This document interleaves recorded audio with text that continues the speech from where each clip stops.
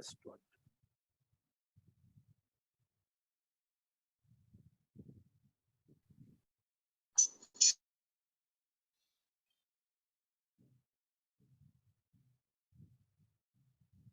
I'm not able to do a slideshow.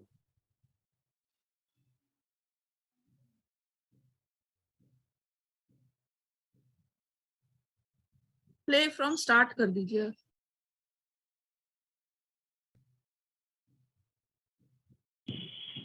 Yeah. Okay. Good morning, everyone. So today we talk about India's growth story. The best part about making this presentation was doing the research for this presentation. We are all selling the India story to our clients.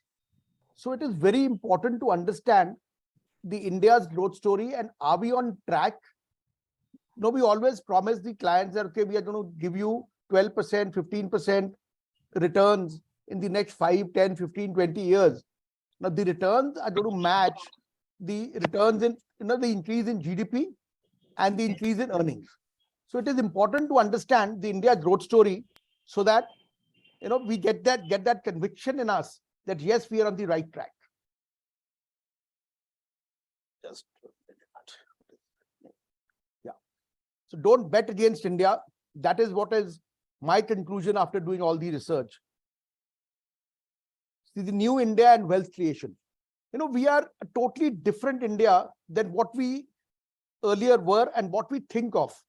Today the India is really, really changing.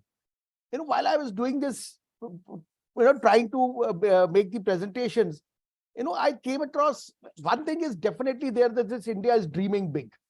Everybody, this is an aspirational India. It's no longer an India which is limited by its beliefs, but it is actually dreaming big. You talk to the youngsters, they don't have that same insecurity that was there earlier. Today, they are very, very secure. They're very, very sure about what they want to do. So similarly, what we've done is in our mission, we've said, okay, we want to create 1,000 billionaires in the next 25 years. Now, India will have 16.32 lakh millionaires by 2026. That is a huge amount.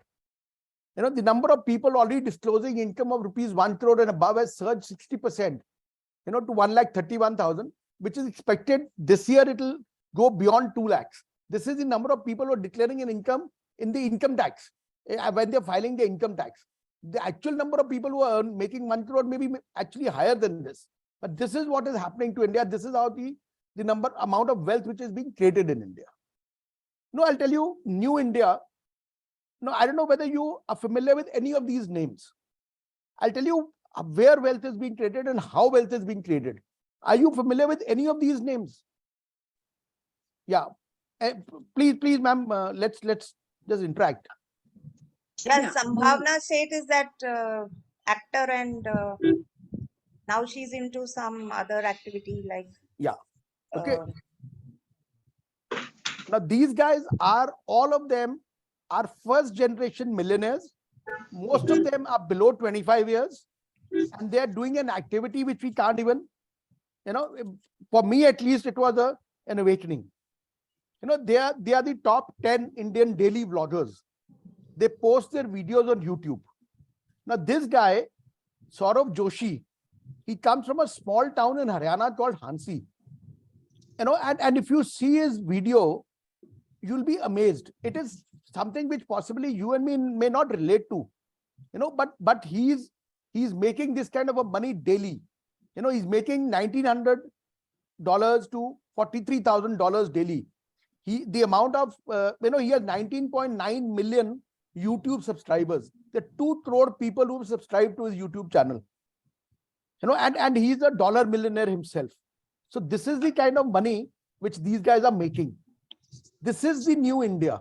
And the richest vlogger in India is a guy called Amit Badana, who has total assets of around 5.7 million. Again, less than 25 years, the kind of money that he's making is amazing.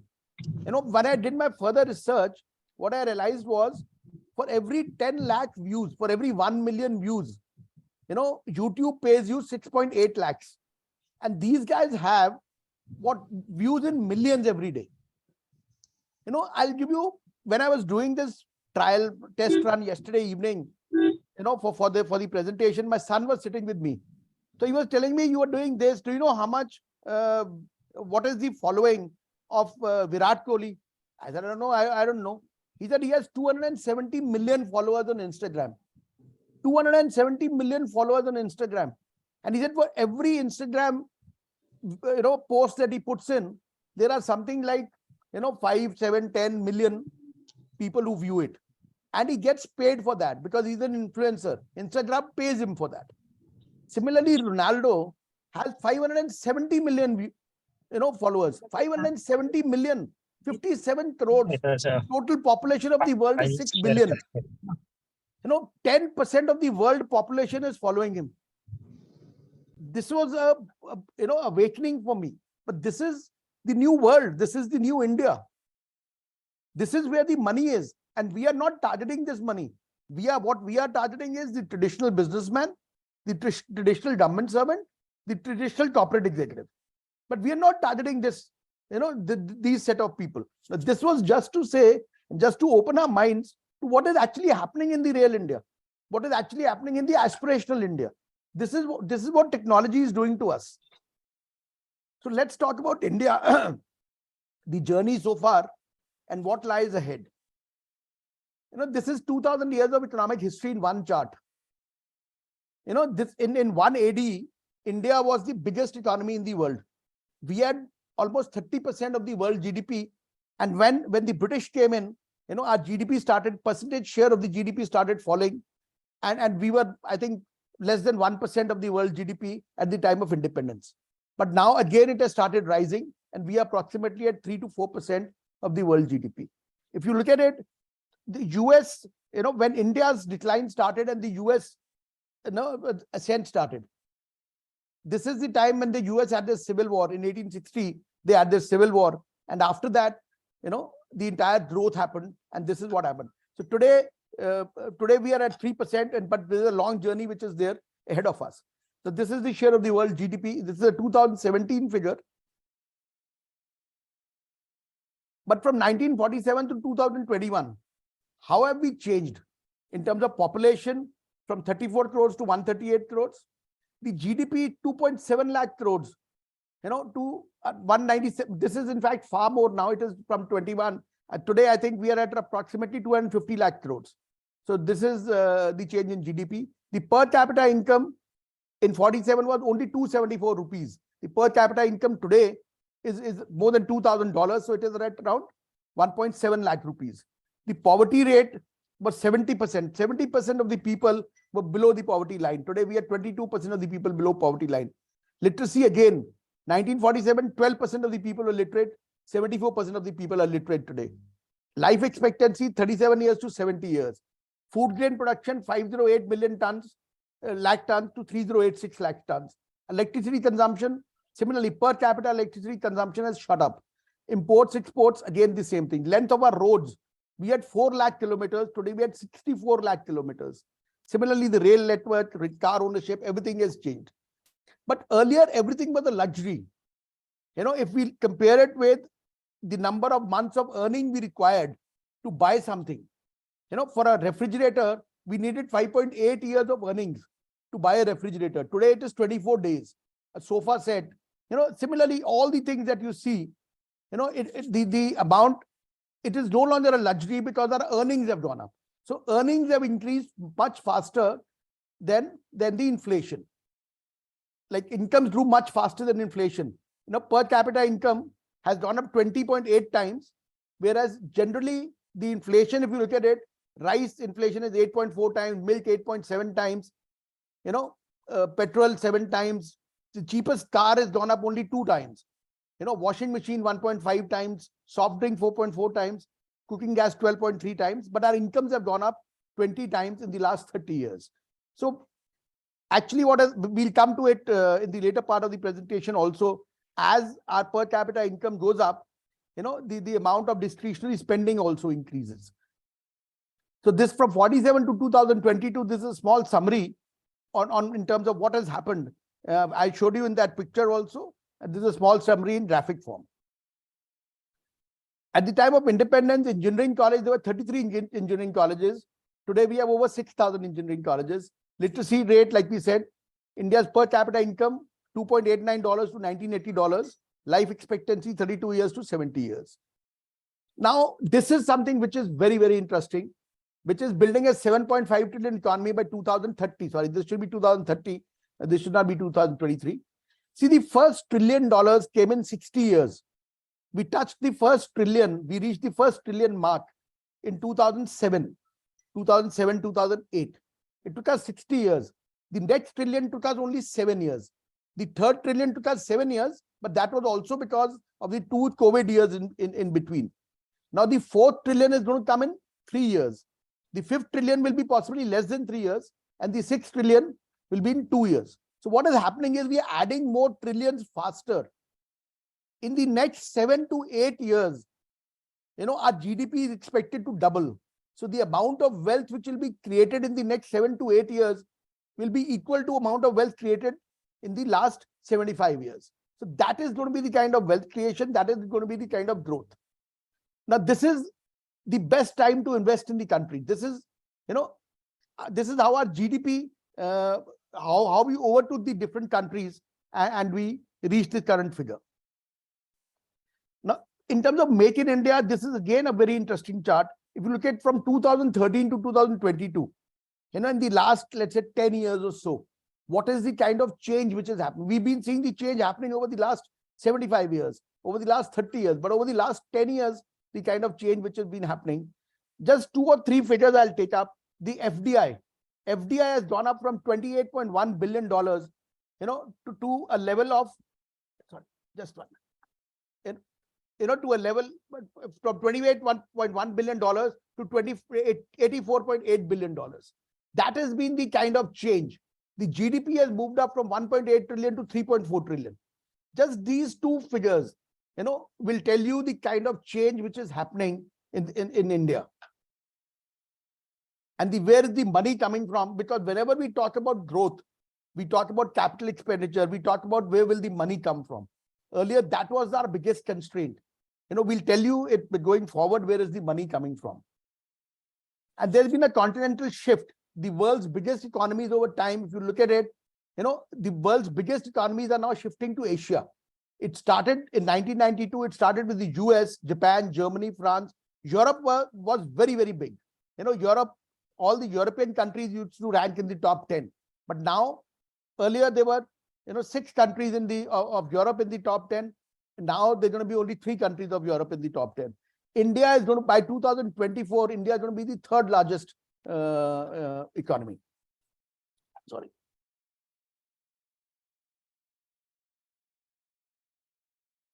So this is how the India's GDP and per capita income has grown from 1960 onwards. This was in 1990, or the turn of the century, if we talk about, our GDP was 468, let's say, rough ballpark figure, $500 billion. And the per capita income was $443 billion, $443. Today, we are at approximately 3.4 trillion and around $2,400. 5 trillion, possibly we'll reach 5 trillion in approximately 2027 or so.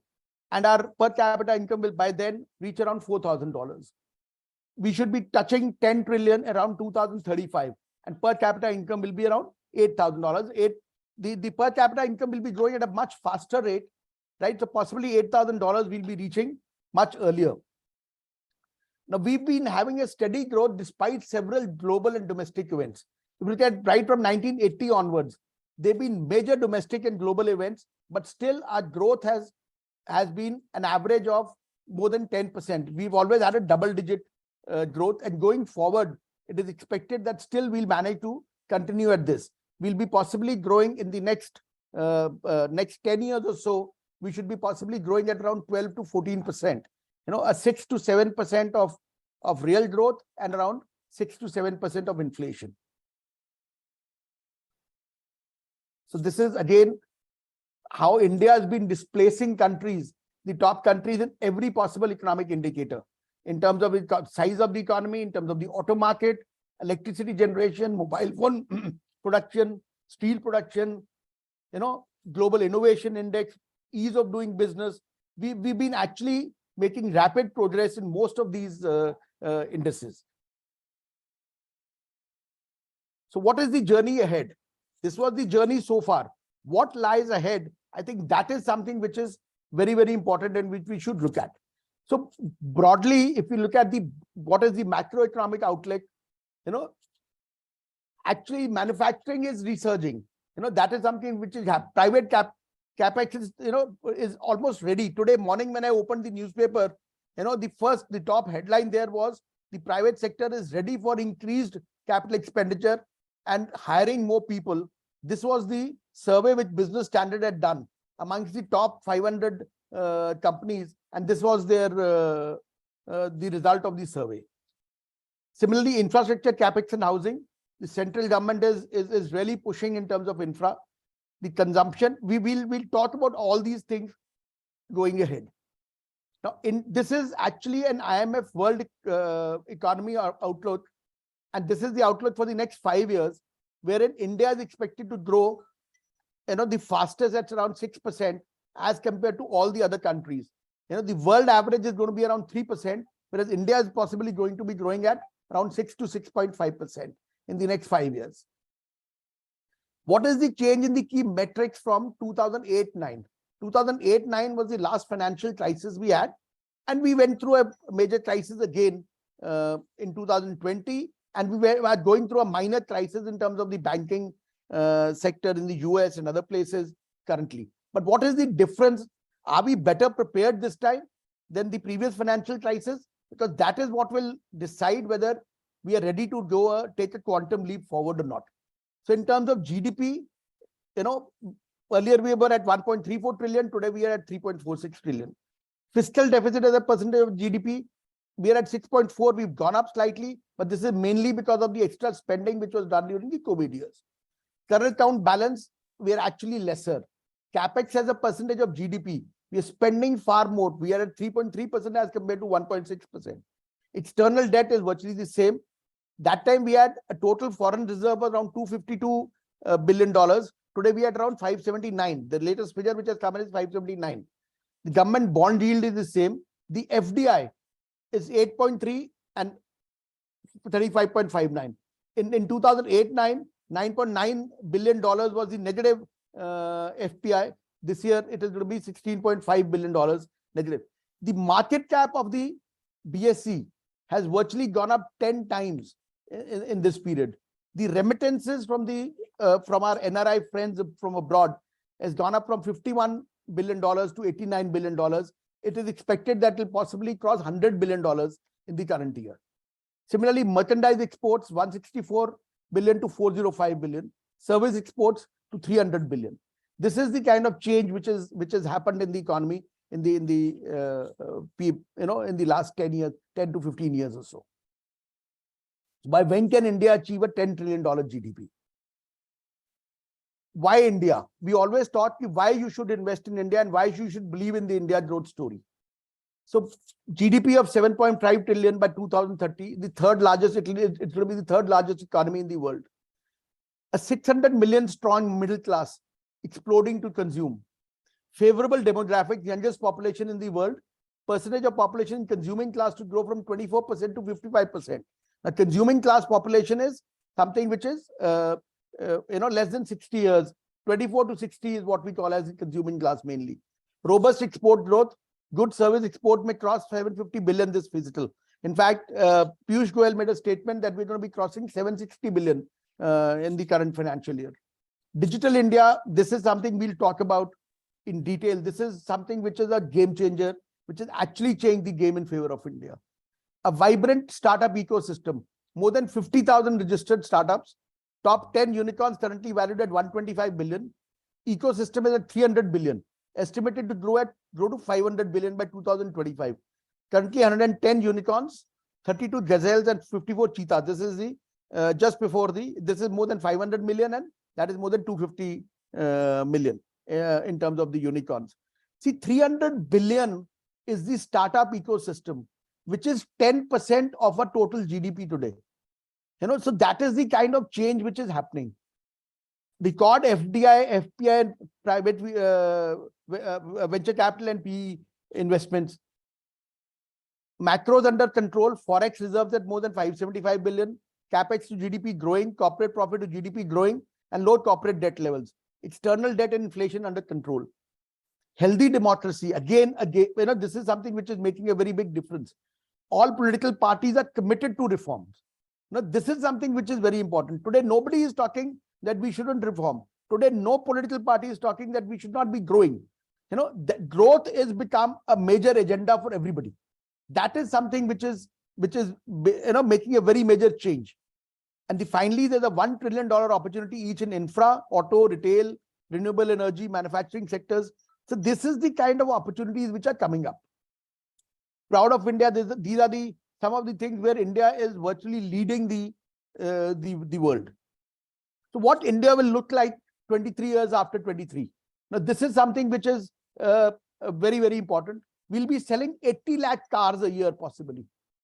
5 trillion GDP will be history. We'll be at far higher level. Possibly in the next 23 years, we'll be at a $25 trillion economy. There'll be 50 crore domestic flyers. Half of India will live in cities. We will be a country of middle-aged people. And possibly our demographic dividend will possibly be ending in 2060s. And they are saying Sensex will breach the 2 lakh mark. I think Sensex will breach the 2 lakh mark in the next possibly 7 to 10 years. How it will do it, we'll come to it just shortly. So what are the main factors for growth of Indian economy? One is the demographic profile, the women power, the reforms, and the rural power. We'll come to each of them. Again, democracy is something which is paramount. India is the largest democracy in the world where the rule of law prevails. देर है, अंधेर नहीं है. अभी जैसे रोहित जी भी बात कर रहे थे, देर है पर अंधेर नहीं है. Finally, as per law, he is going to be getting the benefits. There's a well-established federal structure, which is missing in a lot of emerging countries. Center-state relations are continuously improving. We are already moving towards a one nation idea. One unified market, one income tax, one GST, one Aadhaar, one ration card, one mobile number, one bank account. So already this is something which is happening. Demography, we are the second highest population, now the highest population in the world, a huge domestic market dominated by the youth. 40% people below 20 years, 85% people below 50 years. Who are the people youth are the people who consume. Youth are the people who earn. So our average age today is 29 years. The average age in Europe is almost 50 years. The average age in the US is 45 years, right? So their consumption levels are coming down. 60 crore middle class, 69 crore women, 42 crore youth. These are the people who are going to be the major consumers going forward. And this is India's population distribution by age. Now, if you look at it, 21 to 64. Now, this is the major consuming class. This is the major producing class.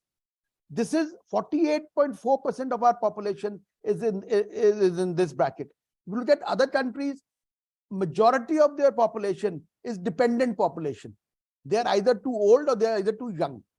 For us, 50% of our population, which will go up to 60% of our population, right, is going to be in the production, is going to be the producing class and the consuming class. So that is why, we are in for some good times. This is again, working age population to total population ratio will be the highest for any large economy. Major factors for economic growth. See, they're basically, how does economic growth happen? Now, economic growth happens either through exports or through increase in consumption or capital expenditure. This is the major three things which lead to economic growth. So let's take each one individually. What are the major reasons for export growth? One is China Plus, PLI, value addition in service exports, and agriculture. Now, in all these four areas, China Plus, as we know, what is happening is everybody wants to have an alternative to China in terms of their production base. So a lot of that is shifting to India. Today, the shift is not that fast. It is also shifting to Vietnam and to Bangladesh and to other countries. But a lot of production is shifting to India people are finding India to be a very viable alternative. PLI, I'll come to PLI later. The service exports, the entire service exports is changing. Earlier, we were the back office of the world, but today we are shifting to being the consultants of the world. So that is the major shift which is happening, which leads to higher value addition in terms of service exports. The agricultural exports are growing at around 25 to 30%. Today, this year possibly we'll reach $60 billion worth of agri exports. Now, Piyush Goyal made this statement, 760 billion is the amount that we'll reach.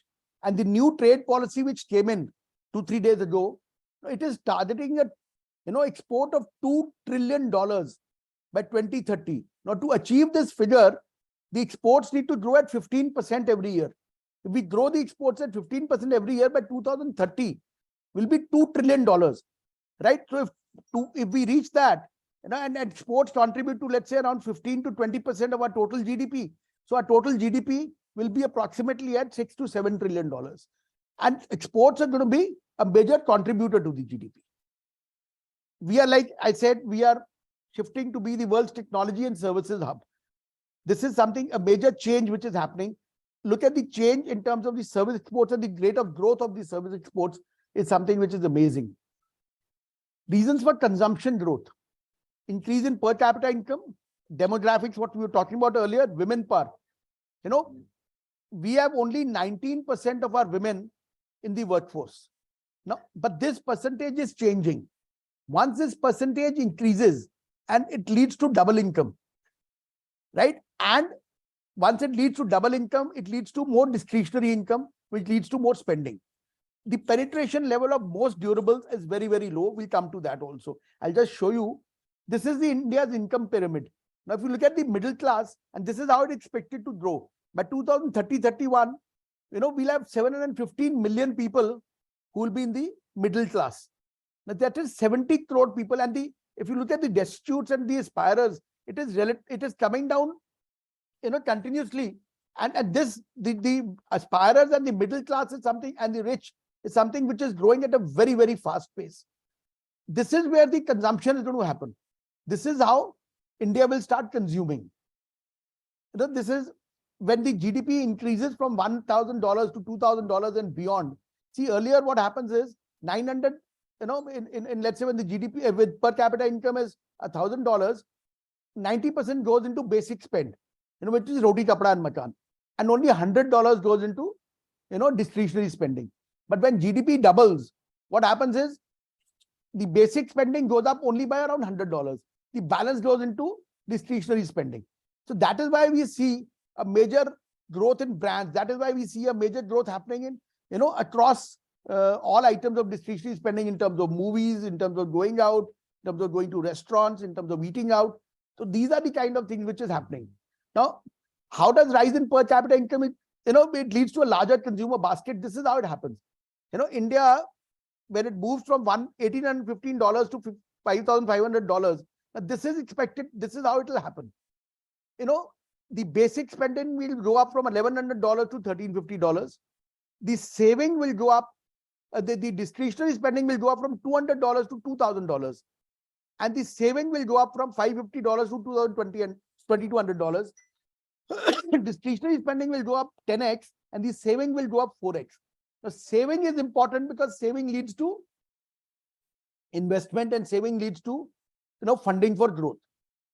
The discretionary spending, a 3x rise of per capita GDP will lead to a 10x rise in discretionary spending, which will be, you'll see the change happening in the housing sector, in consumer durables, autos, entertainment, travel, premium wear, in all these kind of things. This is the penetration rate of durables in India. This is again very, very low. So as the GDP doubles, I'll just give you an example. Like we are saying, air conditioner penetration rate is 7%. China, when they moved from $2,500 per capita to $5,000 per capita, which they did over a period of 5 years, from 2004 to 2009, their air conditioning penetration went up from 7% to 70%. Now, this is something we are already, this is an earlier data, we already air conditioning penetration, we are approximately at from 14%. So already that change is happening. The penetration level is going up. Again, this is slightly old data, but just to give you an idea how far we have to go. Electricity consumption per capita, this is what is India. And look at the US. What is the per capita consumption? Anything that you look at, this is the kind of change which will possibly happen in India in the next 5 to 10 years. FMCG spend per capita $42 in India to $1694 in the US. Now, this is the kind of change which we are expecting, which will happen in India. And there'll be multiple sectors will offer us opportunities for disruption. Change is going to be a very, very major thing. Already disruptions have happened. You look at e-commerce, they are disrupting traditional retail. You look at food technology, they're disrupting restaurant chains. Rebel Foods, who set up cloud kitchens, they've actually disrupted major restaurants. Similarly, in terms of health technology, pharmacy stores are getting affected. Education has changed in India. A basic coaching institute has been replaced by Byju's and Vedantu and all those kind of things. Similarly, gaming is changing, entertainment is changing. All these things are changing. Now, these will lead to major opportunities which will be there. Again, just to give you an idea, in terms of country-wise penetration of passenger vehicles, India, it's 24 people per thousand. In the US, it is 381 vehicles per thousand. In India, it's 24 vehicles per thousand. Even in China, it is 99 vehicles per thousand. A similar country like us, let's say Brazil, is 173 vehicles. So this is the kind of growth which will happen in the auto space also. And there'll be multiple opportunities for the next decade. Car sales penetration in the last 10 years have gone up 2.4x. Refrigerators penetration has gone up 2.2x. Premium bikes have gone up 12x. Washing machine penetration has gone up 2x. But in the next 10 years, you'll see major changes happening. You'll be seeing this penetration going up by in different multiples altogether, because the per capita income will be moving from $2,500 to $5,000 and beyond. And this is the typical consumer life cycle. Now, where are we as India in the typical consumer life cycle? I'll just show you. This is how typically everybody starts. Then he moves to a motorcycle, then to a basic car, and then to a SUV, and then to a luxury car. And then what happens? Again, we come back to a cycle. Now, what the interesting part in India is that there are vast numbers which are still buying bicycles. There are vast numbers which are still buying motorbikes. Today, we are selling approximately 2.5 crore bikes a year. Right? We're selling 40 lakh cars a year. Now, this 2.4 crore bikes a year in the next 5 to 10 years will be shifting to cars. So possibly in the next 10 years, we'll be crossing around 1 crore cars a year. So that is the kind of opportunity which will be there in the auto sector. CapEx growth. Why is CapEx growing? Like we've said, okay, this is the reasons why exports will grow and the consumables consumption will grow. Why is CapEx growing? Will CapEx grow at the same level, and why will it grow? The government is also, see, who does the capital expenditure? It is the government does the capital expenditure and the private companies do the capital expenditure. So what happens is, government is already focusing on capital expenditure. If you look at the percentage of GDP of capital expenditure, it is going up continuously. Today we are at approximately 2.9%. The government has already committed that we'll reach this. This figure will possibly reach around 4 to 5% in the next 3 to 4 years. So this is what is going to be happening. The percentage share of the government's expenditure, of capital expenditure of the total expenditure, is also moving up. Now, gross capital formation to net capital formation. Again, these are all figures. If you look at these figures, there'll be a continuous change which is happening. The government has this year committed 10 lakh crores for capital expenditure.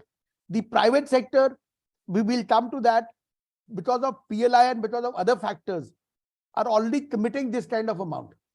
And what happens typically is, when you save more, you invest more. Gross capital formation closely tracks the saving rate. So as these saving rates will go up, like we saw in the earlier slide, there's going to be possibly a 4x jump in savings. Once these saving rates go up, obviously, the investment rates will also go up. We in India are in for a new cycle of growth. This is what is going to be happening This is the expected capex arising only from the PLI scheme. In financial year 26, possibly the expenditure on capex will be around 1.75 lakh crores. This is the kind of capital expenditure which will happen, and the multiplier effect of capex is huge. 1 rupee spent on capex leads to almost 3 rupees of multiplier effect on the economy. The credit growth, we've been seeing the figures every month in the newspapers, that the credit growth is rising at around 17 to 18%, as compared to the earlier periods. Why is it happening? Because the banks are in a better position to lend. The bank balance sheets are much better today as compared to the last 5 years or 10 years. So that is why they are in a better position to lend. The game changer of the decade has definitely been the introduction of the PLI scheme. The PLI has actually changed the game, and it is leading to incremental investment, not only by Indian companies, but a lot of companies are coming in from abroad, and setting up production here. We've seen how the production of mobile phones has shot up in India. The export of mobile phones this year is going to be more than 50,000 crores, which was virtually negligible in the last 3 years before. Today, it has gone up to 50,000 crores. It is expected to go up to 1 lakh crores. That is the kind of change which is happening in terms of mobile phone exports alone. This is about PLI. Now, I'll tell you another thing about capital expenditure. Today, India is the 4th largest metro network in the world, 810 kilometers. And what is the number of kilometers under construction today of metro line in India? It is 1100 kilometers. 810 kilometers so far, 1100 kilometers of metro line under construction. There are some 30 cities where a metro is being constructed. Somebody's expenditure is going to be somebody's income. This is just one example where change is happening.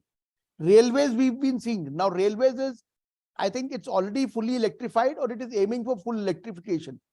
So this is the kind of change which is going to be there. And finally, let's say all this capex is going to happen, but where is the money coming from? Do we have that kind of capital to spend? So we must understand this. So where is the money coming from? Is the FDI, remittance, the startup, venture capital, and the private equity, a very, very healthy banking sector, and financial inclusion. This is something which is changing. Yes, the debt to GDP ratio is virtually at 80%.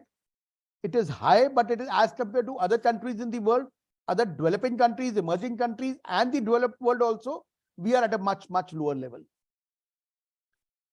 GST collection. We all saw what is happening to GST collections. We touched a record 18 trillion rupees, 18 lakh crore rupees of GST was collected in the last year, which is far in the year before, there were around 14 lakh crores.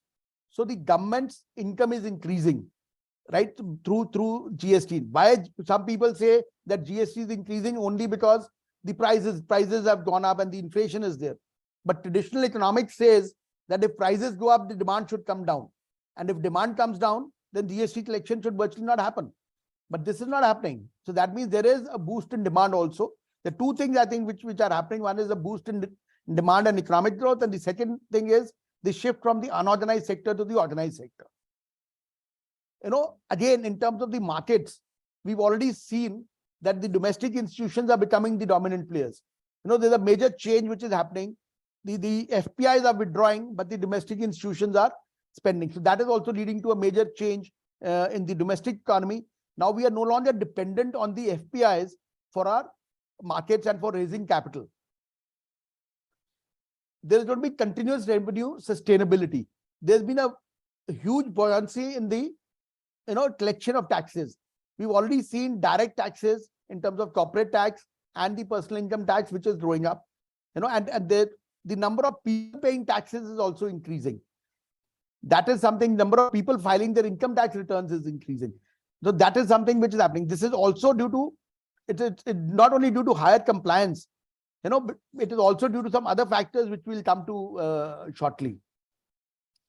India is among the top remittance recipients of the world. We are going to be like I said, we're going to be almost touching $100 billion of remittance from our NRI friends. And the number of NRIs are growing. The category of NRIs is changing. There's been a structural change in the category of NRIs. India is no longer supplying labor. India is supplying qualified professionals, which we've already seen happening in terms of the number of CEOs of Indian origin, who are leading major companies. Now, even the World Bank is going to be headed by an Indian origin person. India's external debt is well shielded by forex reserves. Whatever external debt we have, we have reserves which are far higher than the debt that we have. So we are in a much better position. In terms of fiscal deficit, again, we are at a much better position as compared to other countries, and we're coming under control. This had shot up, the fiscal deficit had shot up due to the spending during COVID, but it is continuously coming down. And the government is targeting that it will be less than 5% going forward. Dollar inflows is continuously increasing, like I said, and this is the very interesting part about the Indian AIF industry. This is the total commitments which were raised in 2017, and in the last 5 years, what has happened? It has grown 7 times. This is the kind of growth which is happening in the Indian AIF industry. This is where the capital is coming in. And the best part is when the PE-VC funding comes in. PE-VC funding, the risk is being taken by the people who understand risk. Earlier, what was happening was the risk was being taken by the banks who did not understand business, who did not understand risk. But today, the PE and VCs understand that risk. They understand the business models, right? And they're willing to take that risk. So that has been a major change and the shift which is happening in the risk-taking ability. What are the major accelerators? I think one very major accelerator is the change in the mindset. Today, I'll tell you, the generation today is not about what, like our generation was, whenever we wanted to do something, our generation used to think, what if I fail? But today, what does today's generation think about? Today's generation thinks about what if I succeed? And they take the decision based on that, followed by what it takes to succeed. They are willing to take the risk. They do not have the same insecurity. That is something which is, this is their motto. No mountain too high, no river too wide, no dream too big, no goal too far. This is what the new generation is all about. This is, and 29, our average age is 29 years. That is why they're taking the risk. That is why they're willing to take the chances. I'll tell you another thing. It is not only the young generation, the change in mindset of the young generation. Today, you talk about any corporate, it is no longer talking India, it is talking about world. When it is setting up capacity, they're talking about the world. When they are wanting to compete, they're talking about the world. Amul is the biggest FMCG company in India. It's not Hindustan Lever, it's not ITC, it is not anybody else. Amul is the biggest FMCG company in the world, in India. And they've just declared the results. Their turnover is 55,000 crores. In the next 25 years, Amul wants to become the biggest FMCG company in the world. And where were we at the time of independence? Nowhere. We did not produce enough milk to feed ourselves. We used to import milk powder. Today, Amul is talking of becoming the biggest company in the world, FMCG company in the world. That is the change in the mindset which is happening. That is something which is very, very important to understand. We are not the same insecure India. We are a different India today. That even our Prime Minister today talks about wealth creation. Yes, we must create wealth. Wealth creation is very, very important. Today, all parties are understanding, yes, growth is important. India needs to grow to move out of, its problems. Again, another thing which is happening, if you would have noticed the newspapers in the month of February, a lot of states were holding their investment summits. UP, Maharashtra, Madhya Pradesh, Gujarat, Rajasthan, everybody is holding. Today, there is a race with the states to become a $1 trillion economy. This is what is the current status of these states. UP today is only 240 billion. But Yogi Adityanath is talking about becoming a $1 trillion state in the next 7 to 10 years. The mindset has changed. Maharashtra today is at 400 billion, is talking about becoming a 1 trillion. And where was India? Today, Maharashtra is where India was at the turn of the century. We just saw that figure. India was at $400 billion at the turn of the century. Today, Maharashtra is at $400 billion. So in 25 years, Maharashtra will be as big as India. In the next 25 years, we'll be creating virtually 5, 6, 7 Indias. These states will be creating the 5, 6, 7 Indias. The rest will come from somewhere else, from the other states. These 5 states are definitely going to be where India is today. This is what is going to happen. This is what is happening. This is the change which is happening. And this is the route to 1 trillion. Today, what was earlier called the Bimaru states. Bimaru states were what? Bimaru states were Bihar, UP, Rajasthan. They were the Madhya Pradesh. They were the Bimaru states. They were called because their growth rate was very, very low. Today, these very states are wanting to grow, at a high double digit. UP wants to grow at 34.5%. The kind of investment commitments that they are having and the kind of change which is coming into UP is amazing. If you happen to visit UP, you will realize the kind of change which is happening in UP and the change which has already happened in terms of the road network and the other networks. So this is something. Today 100% of our adult population is Aadhaar linked. We'll come to the importance of this. Digital India is something which is making a major change. I was just reading the figure in the morning in the newspaper. UPI. Now, UPI has been a game changer. Today, UPI contributes to 50% of the India's. It doesn't contribute 52% of the India's GDP. Today is, transacting through UPI. In the last year, I'll just read out the figure. $139 trillion worth of transactions happened in UPI. It is up 65% from the previous year.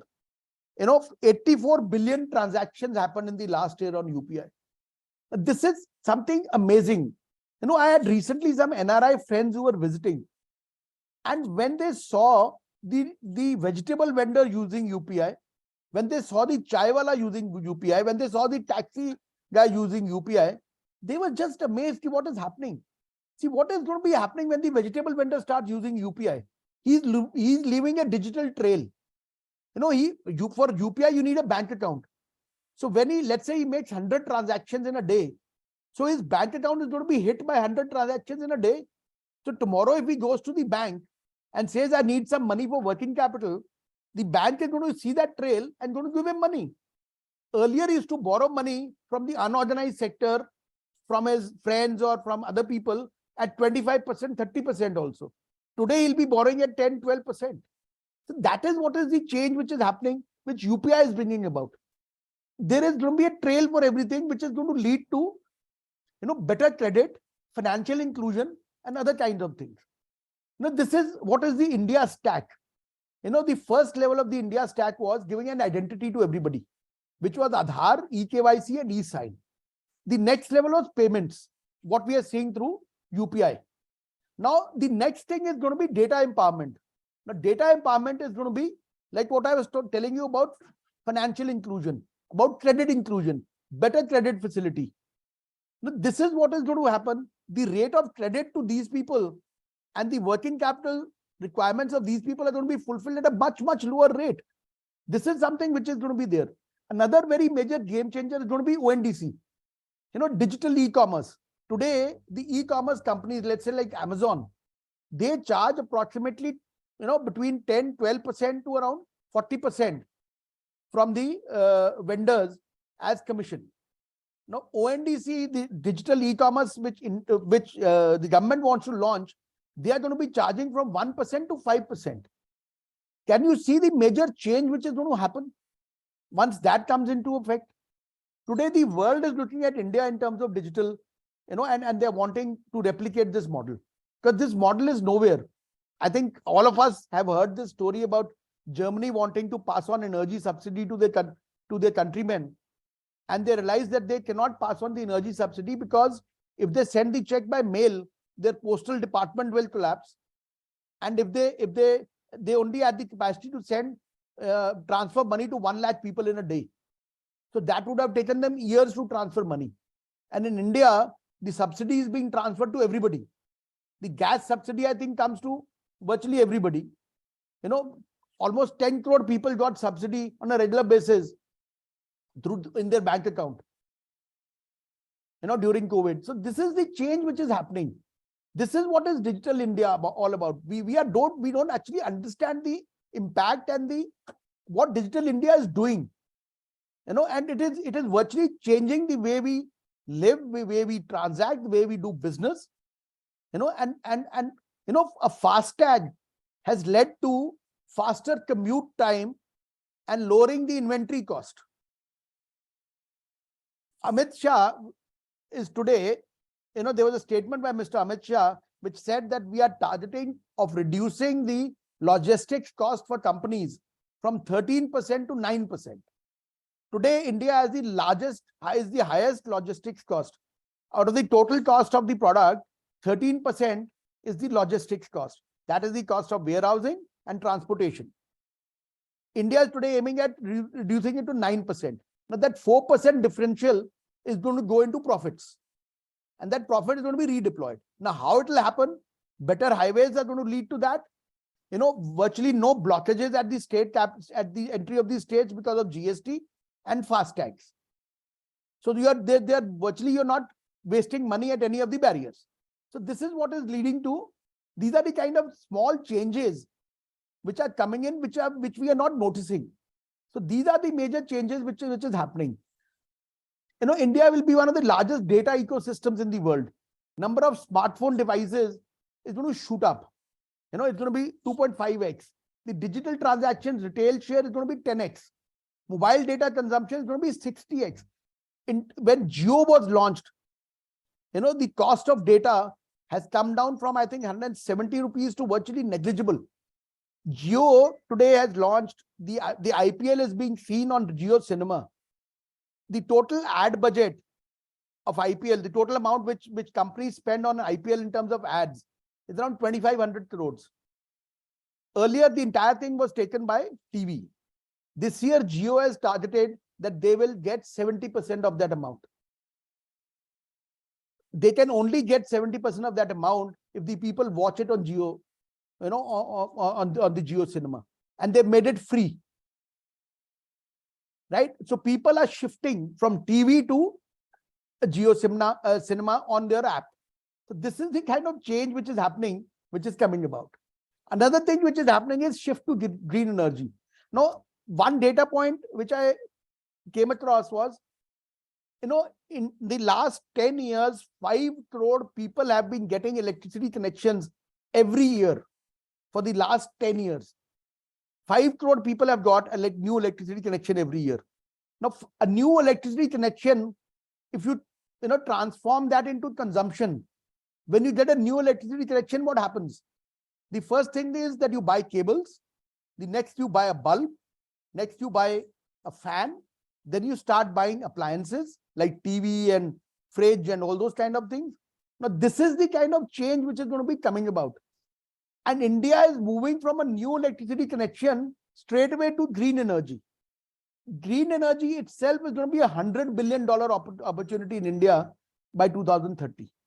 So this is the kind of change. Like we move from a Kirana store to e-commerce straight away, right? Similarly, there's a new connection to green energy. So this is what is going to be happening. Now, I don't think I need to tell you where you should invest, but I'll just do one slide in this.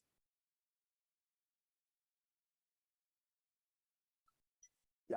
Now, this is the performance of the pair market during GDP growth from 2.5 trillion to 6 trillion. USA went from 2.5 trillion to 6 trillion from 1978 to 1990. It took them 12 years. China from 2005 to 2010 took them 5 years. And what happened to their markets? The returns were 6x at a CAGR of 17% for the US when it moved from 2.5 trillion to 6 trillion. The returns in China were 4x at a CAGR of 31%.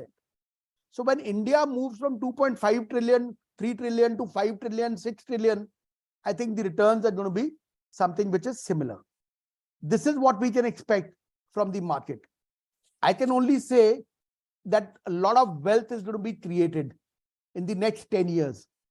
It is up to us whether we want to be a part of this journey, we want to make our clients a part of this journey, or we just want to buy it, watch it from the sidelines.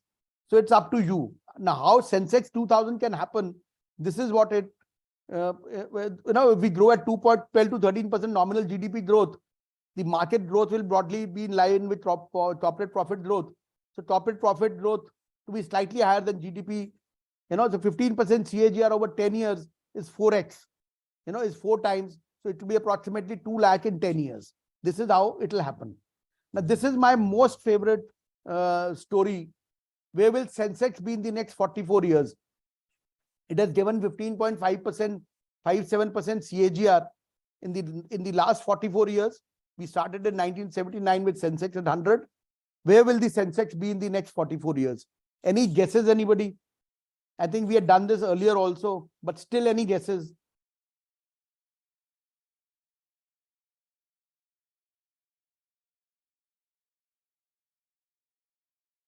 This is the figure. If it grows at the same rate, the Sensex will be at 3 crore 38 lakh 76,534. Now, how to convert this into an investment option is that if you do a SIP of 55,000 today or 57,000 today, for a 25-year-old, after 40 years, when he retires, he can get 3 crore 38 lakh rupees every month for the rest of his life. Because he would have, for the next 40 years, he can take out that kind of amount every month. So this is going to be the kind of growth which is going to be there. So this is all I had to say about the India growth story. Oh, shit. Sir, mind blowing. So share this story with your clients. I think what we need to do is to make our clients dream big. That is what this game is all about. Even the clients don't know what they can achieve or what can be possibly achieved. But sir, India is on track to create wealth, and amazing wealth is going to be created. Sir, so let's get ready. Let's get ready to be a part of this journey. Super. 50 लोगों को बुला रहा हूँ एक अच्छी जगह पे और एड्रेस कर रहा हूँ इसी सेशन पे सर. मैं ये प्रेजेंटेशन आपको भेज देता हूँ, आप कर लो. Thank you so much sir, very enlightening. बहुत सारे पॉइंट्स हैं जो कई लोग अच्छा डेटा प्रेजेंट करते हैं वो लोग भी नहीं कर पा रहे हैं. आप वो डेटा लेके आए हो sir. Unbelievable, unbelievable. Thank you. I think बहुत एफर्ट लगी होगी सर इसमें. एफर्ट लगा, but the best part was, the fun part was doing the research and building your own conviction. Yes, we are on track. I think Sandeep sir, you are an inspiration. Like it's like jigsaw puzzle का pieces जो है ना, ये सब information जो है newspaper में आया है. It is all there, in front of us. But you take all the pieces and you put them together and you make a beautiful picture. And then you present it in such a compelling, there is a force to it that it just sort of falls into place.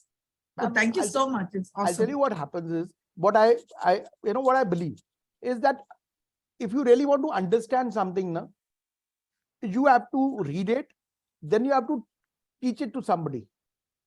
That is when you start understanding the complete thing. If you read it, yes, there is one level of comprehension. You write it, there's another level of comprehension. And when you explain it to somebody, when you teach it to somebody, they say, if you really understand the concept, teach it to a 10-year-old. And if the 10-year-old understands it, that means you've understood the concept and you are able to explain it to the person. So these are the 3 levels. First is reading, second is writing, and third is presenting. And if you are able to present it in a very simple fashion, I think the trick is done. And numbers can be very confusing. Numbers have to be made easy. IAP करो सीख जाओगे. हाँ. IAP करना option नहीं है, compulsory है अब तो, रिक्विजिट है, प्री रिक्विजिट है एडवाइजर बनने के लिए अब तो. Any questions? मैं तो 2-3 बार और सुनूंगा सर, फिर उस क्वेश्चन पूछूंगा. I'll share the presentation, both the PPT and the PDF in the group. So Very anybody wants to use it. तो PPT में तो आप हमारा वो हटा सकते हो logo and everything. Very kind of you, sir. मेरे को तो लग रहा है FY 23-24 ब्लास्ट होने वाला है. कल शाम को नीरज सर के आशीर्वाद मिल गया, आज सर आपका मिलता. अरे बाप. So all birthday people, सब birthday belated birthday greetings के लिए गाना गाओ सब लोग.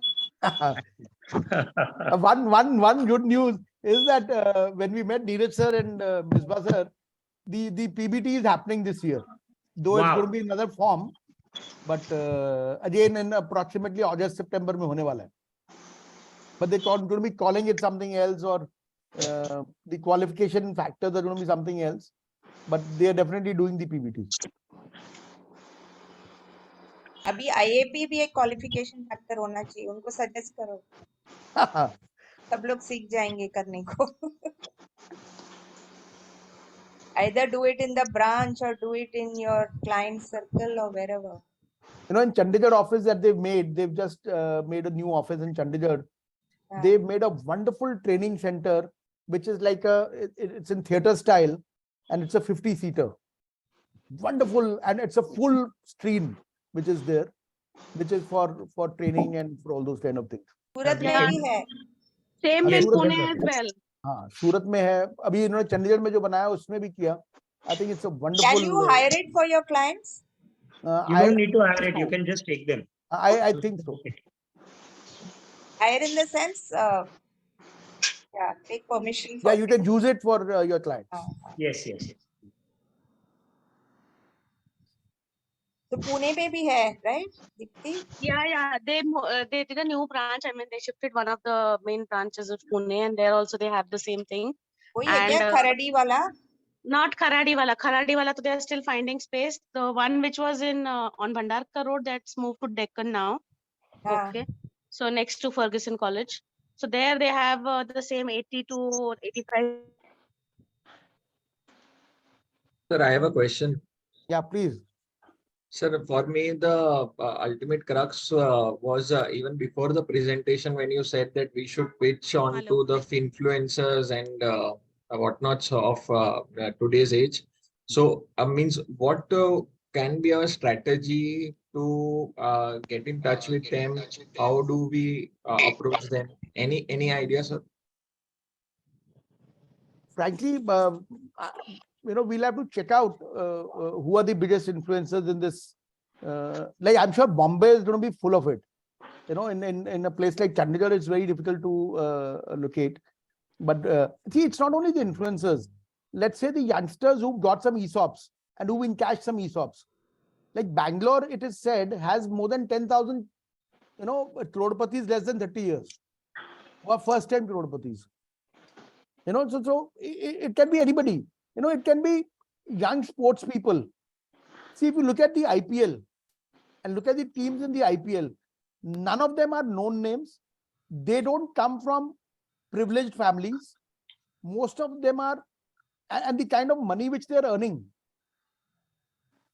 is something which is amazing. You know, most of these people are 22, 23-year-old. And they're getting what? 1 crore, 2 crores, 3 crores. They are the people who actually need financial help. Because what is going to happen to that money? Now, this is not going to last for them.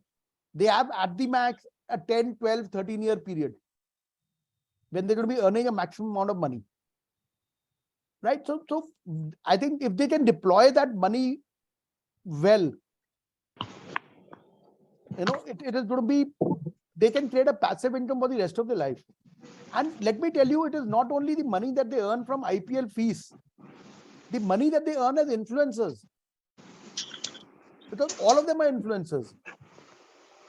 You know, my son was telling me yesterday, okay, why don't you become an influencer on Instagram? I said, how do you do it? You know, so we actually don't know how to become, and there are youngsters who are already doing it. You know, he said for that you have to have number of followers and this and that, and you need to do things differently. I said, Baba, मुझे यही करने दे यार अभी बाकी बाद में करेंगे. So. Sir, First of all, be at the right place at the right time to meet these people. But sir, according to me, with the confidence that you speak out here in the sessions now, you can just record small videos like Vishal sir, and you will get unlimited followers that way, sir.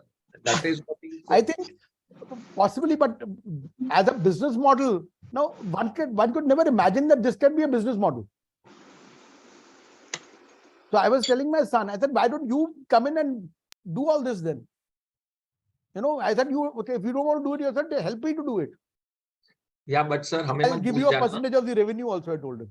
हमें मत भूल जाना बाद में, sir. Farad, you get the first right of being his planner. Okay. One point. Saturday, one of the sweetest birthday calls I had was from Farad and his wife. Ah.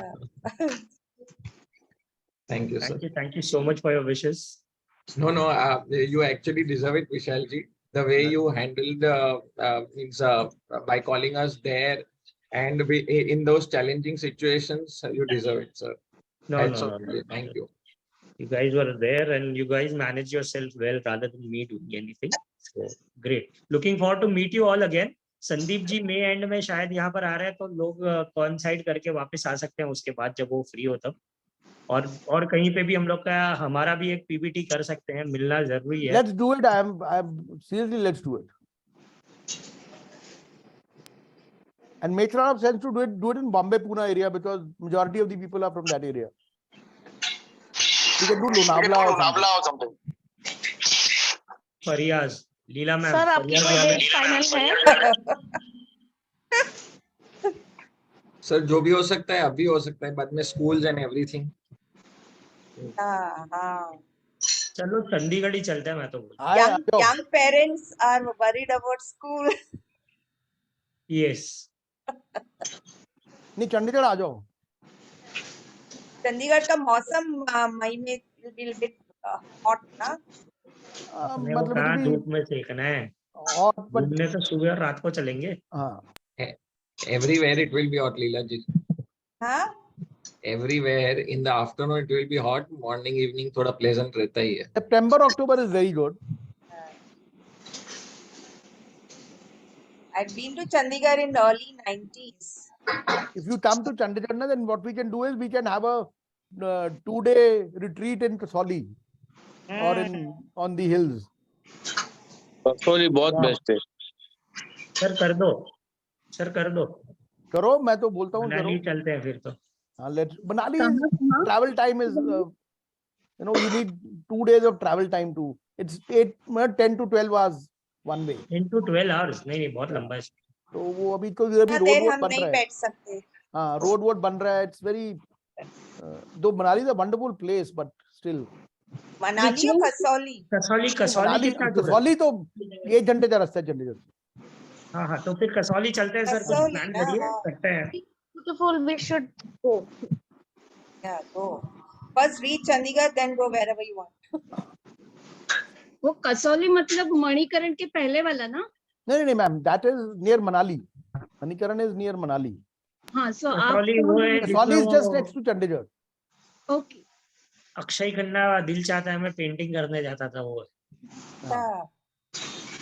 क्योंकि वो भी कसोल है शायद ना मणिकरण के वहाँ. हाँ वो है जी. You're right. Brilliant, overall brilliant session, sir. Way to start your financial year is, I mean, mind blowing. आपको तो present करना है to all the FIIs then. They are making the mistake of going back every time, no? They are actually, and they will realize it later. Yeah. They will definitely realize it later. So like last playing weekend. Coco, every time they touch and go. लीला जी वो भी हमारे client के जैसे है. Loss होने लगा तो निकल गए. प्रॉफिट होता है तभी आते. जहाँ रुकने हैं तभी निकल जाते. So last weekend. FIIs are like traders. Okay, we are all investors. DIIs are all investors. देखो जय और वीरू बाद में साथ में हो गए रोहित जी के स्क्रीन पे साथ में. अच्छा आ गया जय वीरू. अच्छा जय वीरू दिखते कम है. इधर है शक्ल तो दिखाओ. एक जन कम है. हाँ सेल्फी फोटो ले लो सर. ये ब्लैक एंड ग्रे सब क्या सेटअप है? विशाल जी, हाँ मैडम, आप हितेश जी और दूसरे कौन है, पहाड़िया ना, उनको बुला सकते हैं आफ्टर 10, 17, 24 जब आप चाहें। हाँ पहाड़िया जी तो जून में आएंगे, निखिल कामत आएंगे पहले, हाँ, निखिल कामत एंड हितेश वाली जी। हितेश जी, then you decide, you talk to them, and अभी तक हमारा 10th तक है, आगे का ओपन है। लवली, ठीक है, चलो आज मैं बात कर लेता हूँ दोनों से। और सब लोग अपना अपना टॉपिक प्लीज सजेस्ट करो, what y'all और would मैं like जो to भी डिस्कशन have हमारा in the हुआ है वो session. एक्सेल में डालती हूँ, तो जैसे हाँ. जैसे टॉपिक्स आते जाएंगे कंफर्मेशन करते जाएंगे, but if anything else is there. Deepesh है क्या यहाँ? Mr. Dipesh is हाँ absent. दीपेश कहाँ पर है? आज हाँ, दीपेश आई थिंक वो एब्सेंट है। कुछ डिजाइन कर रहे होंगे कहीं तो। हाँ 1700 उनका उनका and चैट AIF जीपीटी बाकी है, चैट जीपीटी बाकी है। next session PMS and AIF पे कर सकते हैं क्या? That is, I think it's going to be big time which is going to come in. किस क्या क्या?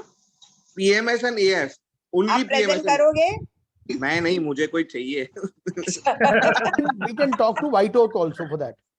PMS and AIF, either White Oak or Motilal. और White Oak would be Motilal better. also. Ashish bhai would be better. Ashish will be very good. So I will Ashish speak to Somaya? Hitesh bhai. I will speak to Hitesh bhai if he can arrange that, or he can take a session, or he can help us to arrange for Ashish. can soon. speak to Ashish, I can talk to Ashish. Lovely, sir. अगर direct I can contact talk है to तो कोई Ashish दिक्कत नहीं। and ask him if he's free and we can do a session on any of the Monday morning. Lovely, lovely, Yes, sir. lovely. Superb. मैं उनसे बात करता हूँ because I think PMS AIF का he's a very good speaker on that. He's a good speaker on anything, but Anything, PMS AIF के लिए तो बहुत बढ़िया है। एआईएफ किया है क्या उन्होंने? मोतीलाल में किया होगा। हाँ मोतीलाल में किया मैम, अभी वो अपना भी ला रहे हैं। अच्छा। So वो है। हम्म। चलिए let's call it a day. Thank you. Yes. All the best. Thank you Have so a great much. week. Bye. Okay. Sandeep, 3 cheers for Sandeep sir. Hip hip hooray. Thank you. Hippie पूरे, hippie पूरे। Yes, yes. Thank you so much, sir. Thank you, ma'am.